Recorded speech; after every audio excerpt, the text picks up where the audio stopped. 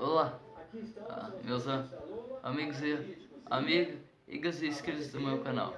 Aqui vamos falar sobre um preconceito que muita gente não deve conhecer, mas se chama xenofobia. O que seria isso?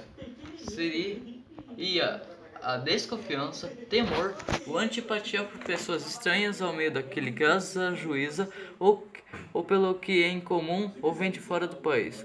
Xenofobismo. Se um exemplo.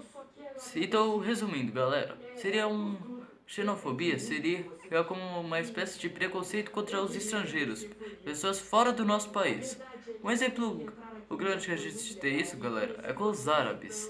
Isso principalmente por causa dos seus conflitos e de sua religião. Isso até é que é um sinal de xenofobia.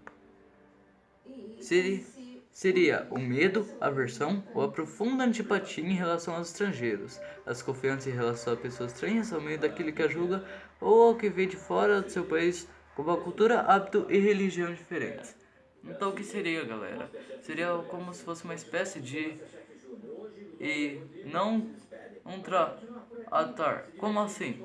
Seria como se a gente não gostasse da cultura dos outros países, sabe? Se a gente vê por acaso aqui um japonês que acabou de sair do Japão, que veio morar aqui no Brasil, e ele tem costumes diferentes, porque o japonês tem costumes diferentes dos de nós.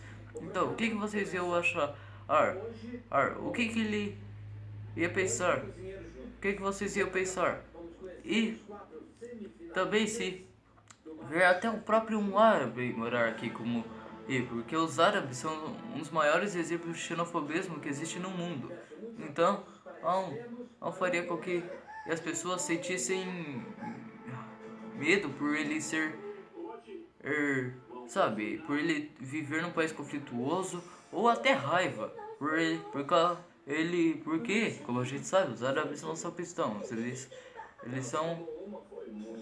acreditam e estão no islamismo. Mas, escuta, então, o xenofobismo mesmo seria um temor e antipatia pelas pessoas de fora. O que significaria que e tudo não faz questão. Não, mas nunca sejam xenofóbicas, galera. Isso não é um conceito bom. Então, galera, obrigado pela presença. E se você quer mais vídeos, já deixa o seu joinha e tchau. O que foi, mãe?